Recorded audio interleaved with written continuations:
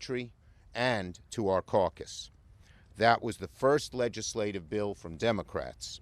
Our first bill after suffering through 6 years of Mitch McConnell's legislative graveyard. And what did Democrats make clear? That we're standing up to voter suppression.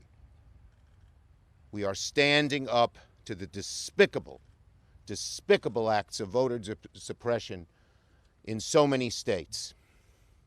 We are committed to ending dark money that has corrupted our politics and government for too long. And we are ensuring that public officials work for those they represent, not special interests. This is comprehensive, it is strong, and it is democracy with a capital D. Earlier this year, we witnessed the horrible attack, the despicable and violent insurrection right here at the Capitol. All three of us experienced it firsthand. I was only 30 feet from some of these insurrectionists. It was an attack fueled by hatred and by insidious lies spread by the former president, aimed at overturning the results of a free and fair election. And in the wake of the election, dozens of states seized on the former president's big lie and introduced over 250 bills, making it harder for people to vote. You know them, but they're outrageous. When you lose an election, what you do in a democracy is try to win over the people who didn't vote for you, not prevent them from voting. That is autocratic. That is anti-democratic. That is anti-American, and it's nothing short, again, of despicable, nasty, and in many cases, racist. Ask the Georgia legislature why it is only on Sunday they don't want to have early voting. It's to prevent African Americans from voting. It's Jim Crow. A century after we thought Jim Crow was dying, and it's been resurrected in the most horrible way. To say that you need a notary public before you can vote by absentee is despicable and ruining our democracy. According to the Washington Post, the laws they're putting in could make it harder for tens of millions of Americans to vote. Many of them people of color, many of them students and young people. We have never seen anything like this. It's happening in states all across the country. All across the country. And you know what's happening. So this is not democracy. When you disenfranchise people by passing Jim Crow laws, that's not democracy, that's dictatorship. And that's where our Republican friends seem to be going. We need America to stand up to this, and we must stand up to it in the Senate. Failure is not an option. I also want to say there are other important parts of this bill. Obviously, the Citizens United case, which has allowed, I just read today, someone sending his friend $10 million in Ohio.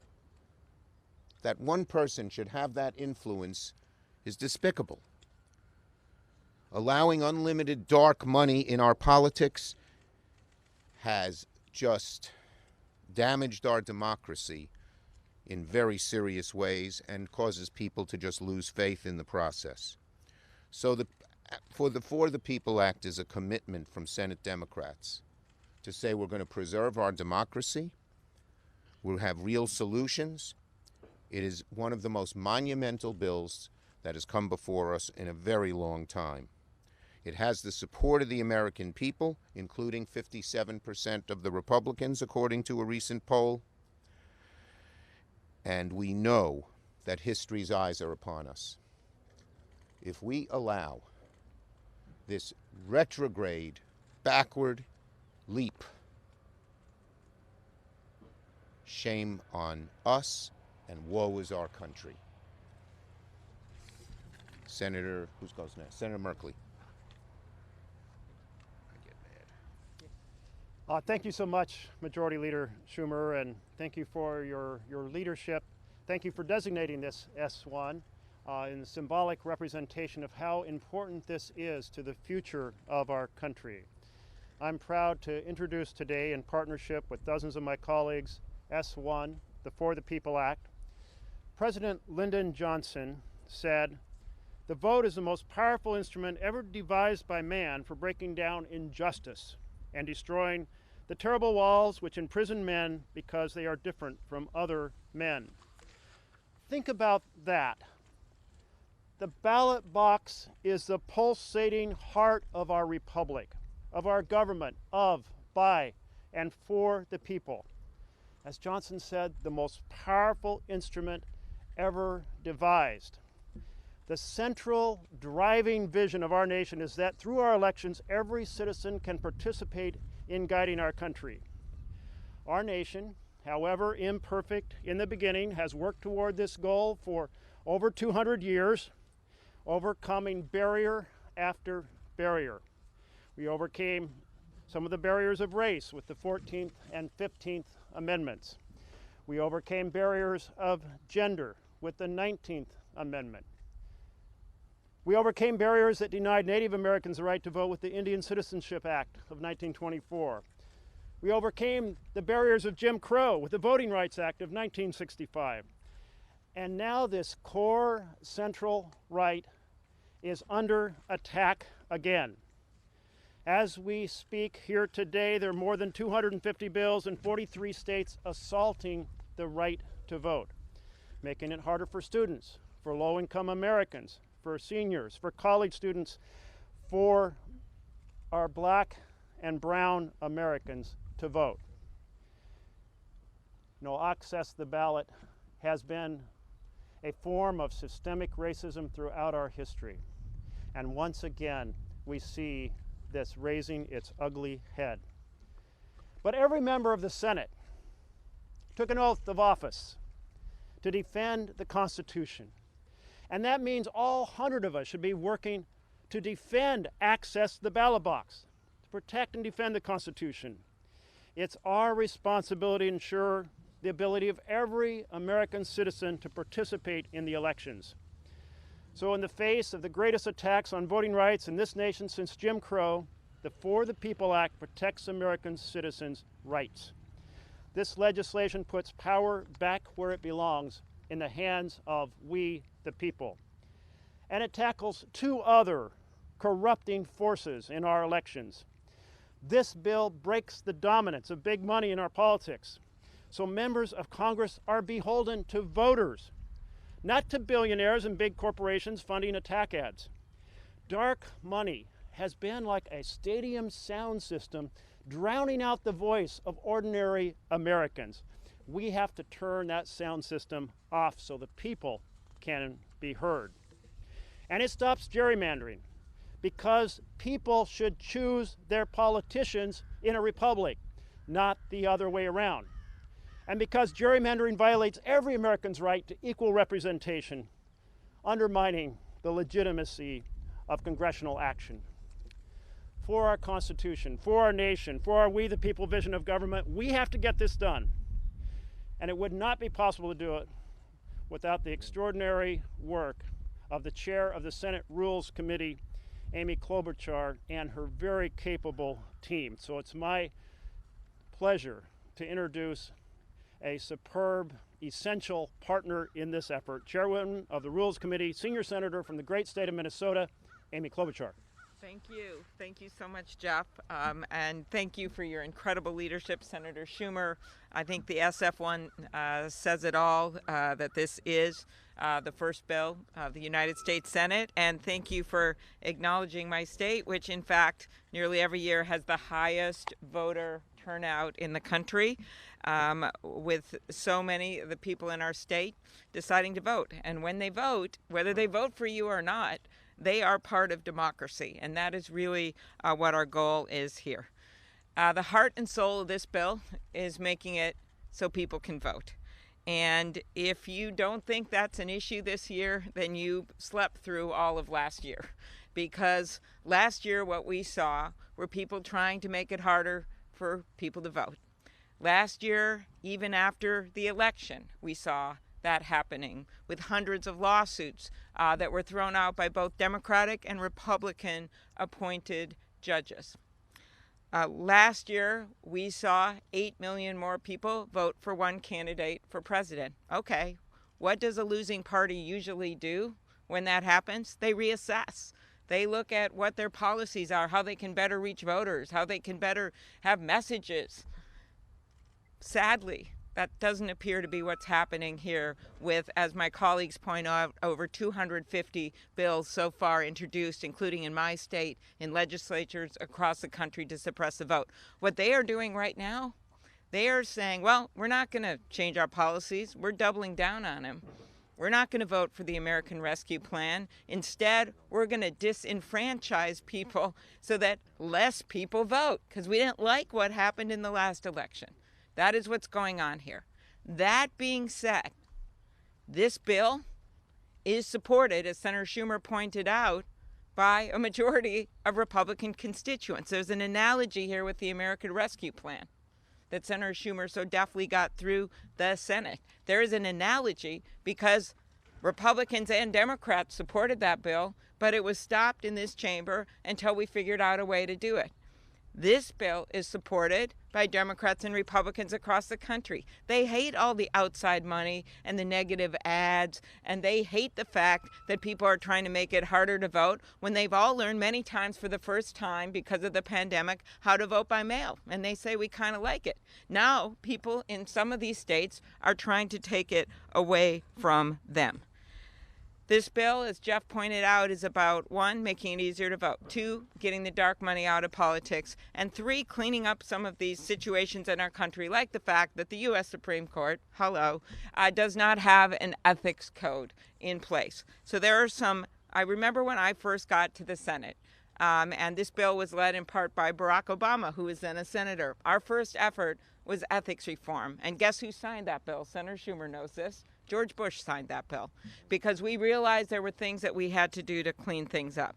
So one thing you need to know, despite any of this stuff you hear from them about, fraud, when you know you have more chance of getting struck by lightning than committing election fraud, all of that going on, there is significant support for provisions in this bill by Republican governors who made changes in their state. There are 9 major provisions in this bill that are in fact bipartisan, including a number of mine that have been introduced with Republicans.